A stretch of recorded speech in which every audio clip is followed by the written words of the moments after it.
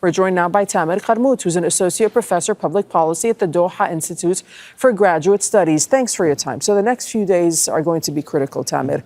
So many players, right? But the ball is in whose court? All sides. Israel, because so far there is no ceasefire in Gaza, and then Hamas, which has also to commit on its obligations in this deal. Then Trump and Arab countries together making sure that this framework succeeds somehow, because we don't have guarantees. The missing keywords in all these 20 points are guarantees.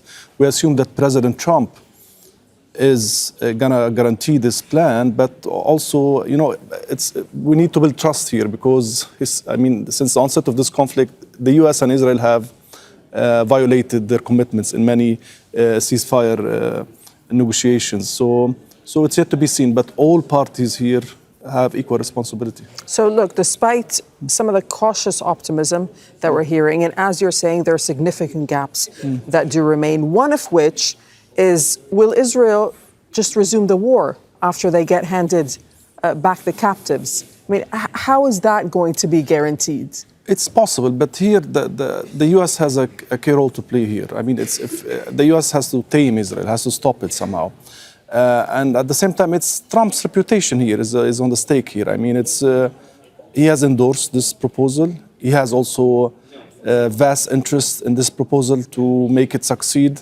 And he also has internal pressure in the U.S., even inside MAGA, Make America Great Again, and also the global pressure as well, on the U.S. as well, to stop supporting Israel in this conflict.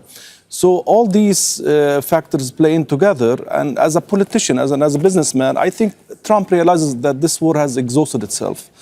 And that's the time to stop this war, stop the massacring, and open a political path to find a solution. Is this why he's come up with this plan right now? What's to be said about the timing of it? Timing, I mean, we're days away from the second anniversary of this war. He wants a recognition. He wants to be a nominee for a peace prize and for Nobel Peace Prize. And at the same time, he understands that the Israelis are losing their standing globally, and the U.S. has no interest whatsoever, to keep supporting Israel on its path. So I think somehow, if I want to put it this way, the Americans are trying to save Israel from itself now at this critical juncture, because the Israelis have lost their mind. I mean, totally in this war, with the genocide, with everything. And the U.S. is isolated now internationally in this front, and the U.S. has to care also of other emerging priorities globally. I mean, they have a war in Ukraine, they have this competition with China. So name it. So I think, and this realization that the war has exhausted itself by not achieving through war the goals. Right. I mean, so now they realize that it's time to open diplomacy now. To Look, get back for to diplomacy. Hamas, though, Tamer, for Hamas, we know that they've agreed to release all the hostages, dead or alive. But that's been a major bargaining chip for the group. So what do you make of the fact that it's willing to give that up so easily, some people would say? No, not at all. Because you look at the price ordinary Palestinians in Gaza have paid and are still paying out of this war, the genocide. Hamas understands that it cannot also continue its conduct the way it wants to, because it's losing Gaza. Gaza is disappearing.